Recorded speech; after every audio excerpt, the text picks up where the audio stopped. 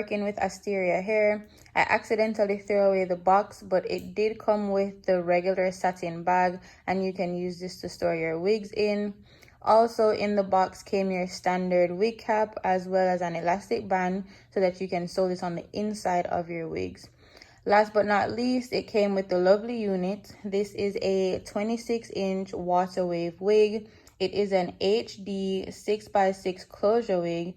And here I'm just showing you the basic construction of the wig. It comes with the 2 combs on the side and the 3rd one on the bottom. So it's really your standard wig construction. This is also in a medium cap size. And guys, it's really been a minute since I've had curly hair, so I'm super excited for this wig install. So this is what the wig is looking like on my head. This is straight out of the packaging, no customization at all. Here, I'm just showing you what the hairline on the wig is looking like. They said that this was pre-plucked, but we're definitely going to go in and pluck the hairline some more, as well as I will be bleaching the knots on this unit for a more natural look.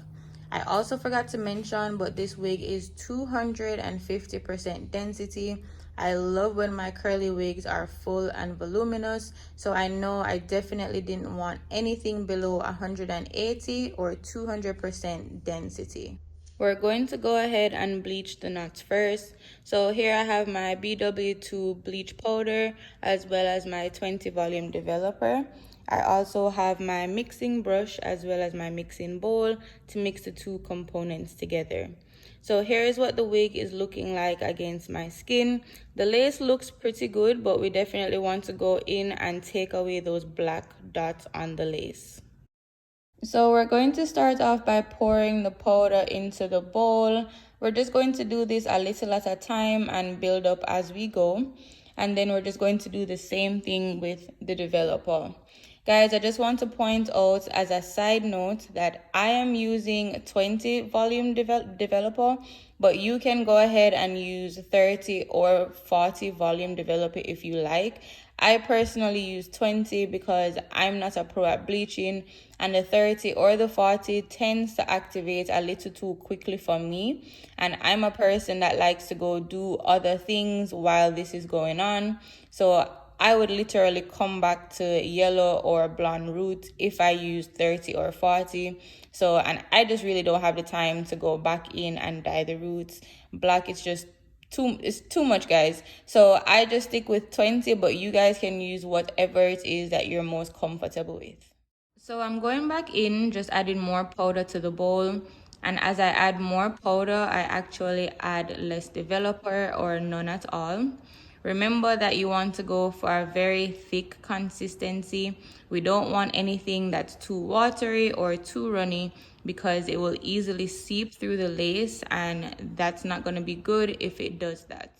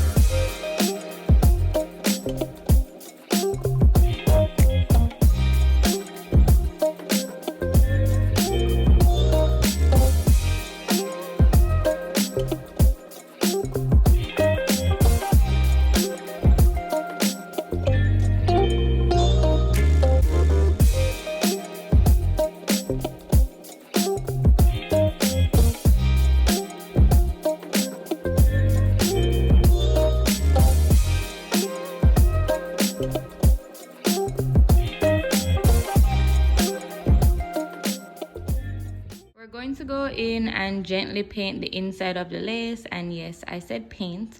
I know on camera it may look like I'm going in kind of hard on the lace, but I'm actually being very gentle. So I'm just going to go ahead and continue this process for the entire closure. And guys, I'm so sorry for the changes of angles. It was very hard for me to record at a consistent angle to capture everything on camera for you guys.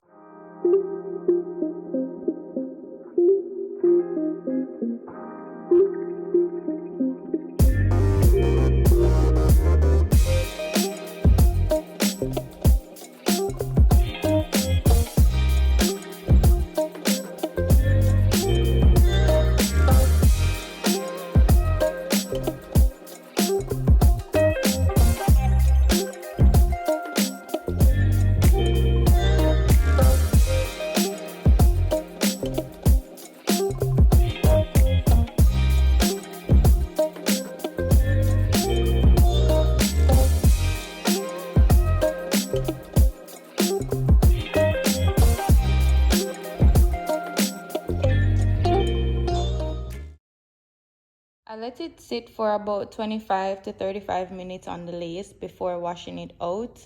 I used cold water and I just made sure that I got everything washed properly. I didn't want to see any white spots or any white dots anywhere.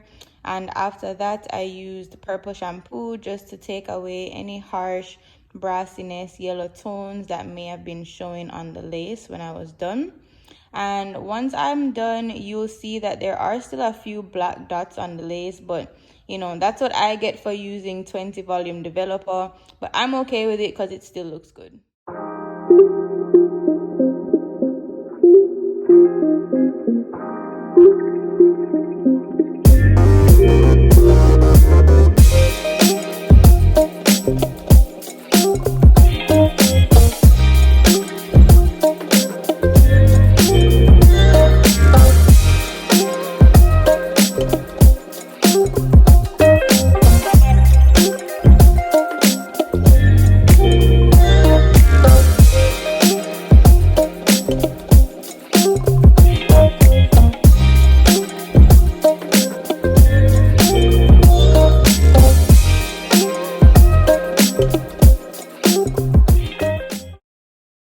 Now we're on to plucking the hairline. I start by parting slightly behind the hairline, combing through it, and then I'm going to go in with my angled tweezers. And then I just start plucking randomly within that section, but I'm making sure that I'm not staying in one area for too long, because of course we want to prevent getting any bald spots on our lace. However, with that being said, ladies or gentlemen, do not be afraid to pluck on your hairline on your wig. You're supposed to have balls and balls of hair when you're done, so don't be scared to pluck.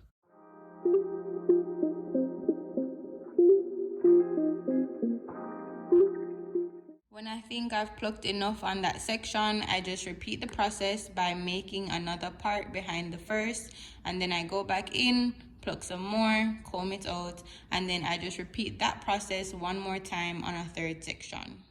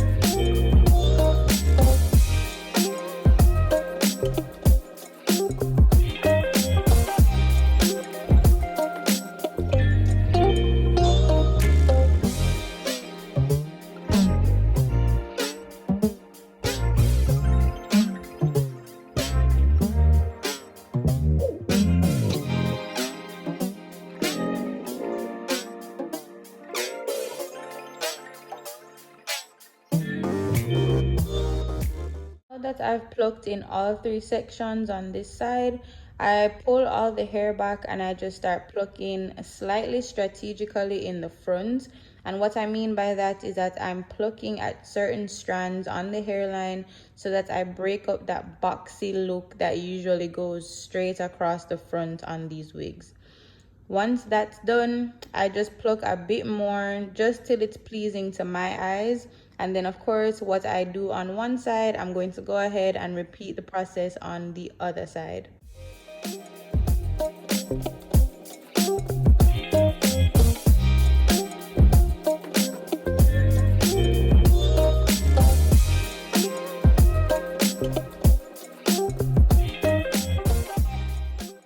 What the wig is looking like now. This is after being bleached, plucked, and I went in and hot combed the front just to get it flat and to control the flyaways. And remember guys, from my description, that this is a completely glueless wig. So we're now at the critical stage where it's time to sew on the elastic band. And I went and just picked this roll up from Michael's. It was about $3 and some change. I usually prefer the thicker ones, but this one will do just fine. Measuring the elastic band first is a key step to ensuring that your wig will lay flat and also stay secure. Normally on a frontal wig, you would measure from ear to ear, but for a closure wig, you want to measure from the side where the closure starts all the way around to the other side. And remember to stretch the elastic band to ensure a secure fit. Once you've figured out the length that you need, then you're going to go ahead and cut it. After cutting, you just want to make sure that it fits your head properly. So you want to just go ahead and measure it one more time. Make sure that you're stretching it when you do so. And if all is well, then this is the piece that you'll be using to sew on the inside of your wig. When sewing the elastic band, you want to make sure that you're sewing it under. If that makes sense, I'm hoping that the movement of my hands help you guys understand what I'm saying. And you also want to make sure that you're sewing it towards the front, because sewing it under ensures that it will lay flat with no humps. So just for a close-up, obviously this is where the lace gets cut, right? Right along the hairline. So right where you cut the lace, and then on the other side, right where the wig construction starts, that's where you want to sew the band. Because again, once you put on your wig, that elastic band will be pulling directly on the lace, which will ensure that it lays flat and ensure that it's very secure.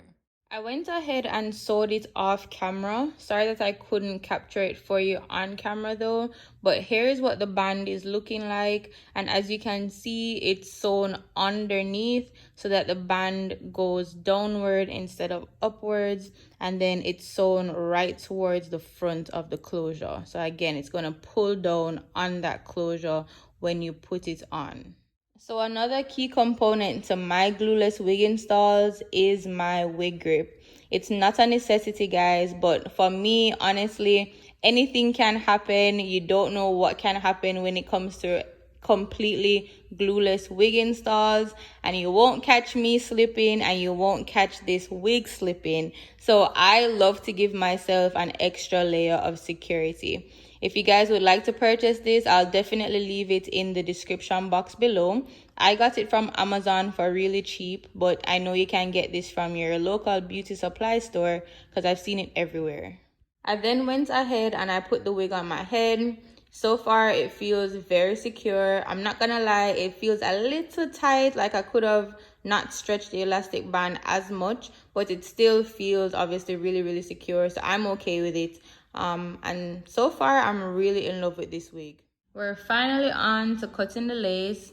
So I'm just gonna go straight down the middle, and then I'm going to go across one side with my eyebrow razor, and I just start cutting like jaggedly along the hairline, just making sure it's not in a harsh straight line across. And then of course what I do on one side, I will go ahead and do on the other side of where I cut down the middle, and then cut away any extra pieces that may be fraying or hanging, as you see. I'm just going in with a little powder on the front so that it blends a little bit better into my skin. And then I'm going to go in with my hot comb just to sleek it down.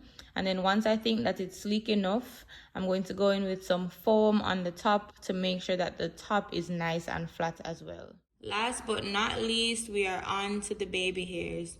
I would normally go for 3 swoops, 1 in the middle and 2 on the sides, but this time around I'm gonna go for the 2 side swoops instead.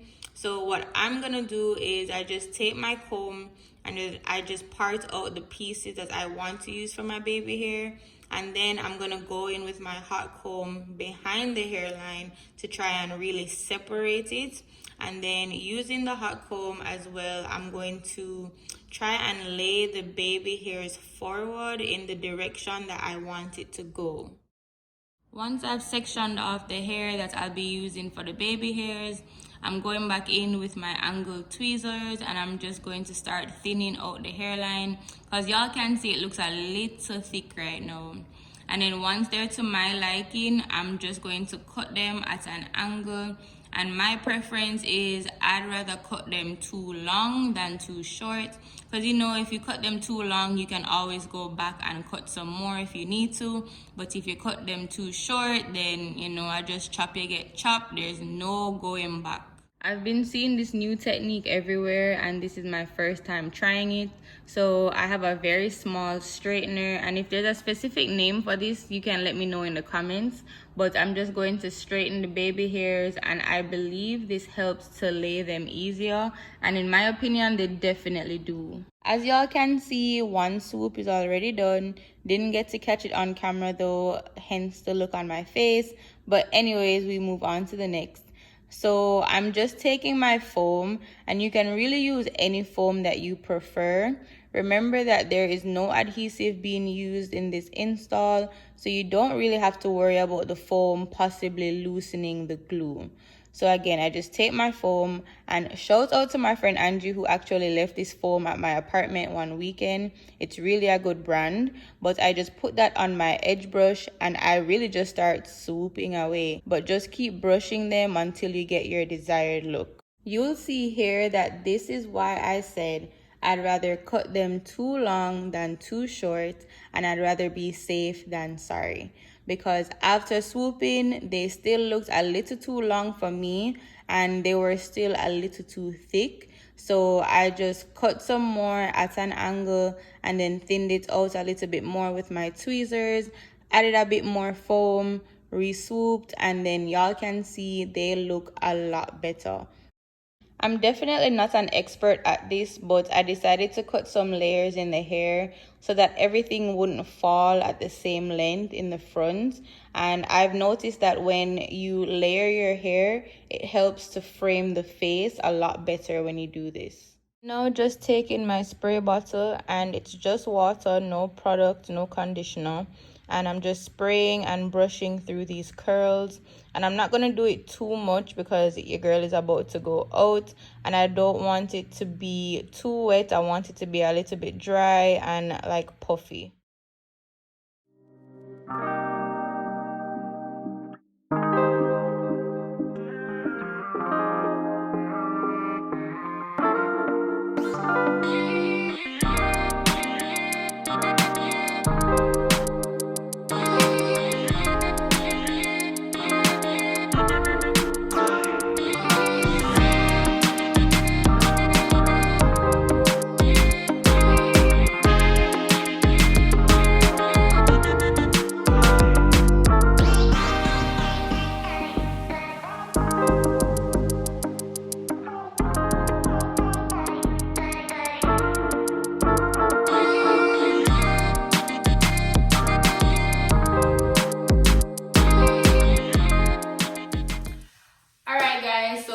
What the finished hair is looking like.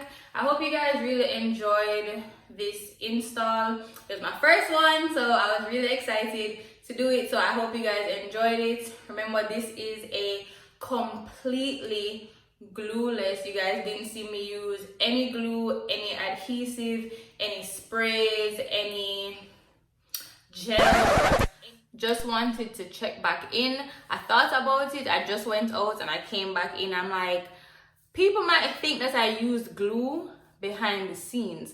So I just wanted to come back here and show for anyone who did not believe, like, this is a completely glueless, non-adhesive, nothing, completely glueless wig. All I did use was my wig grip and my elastic band.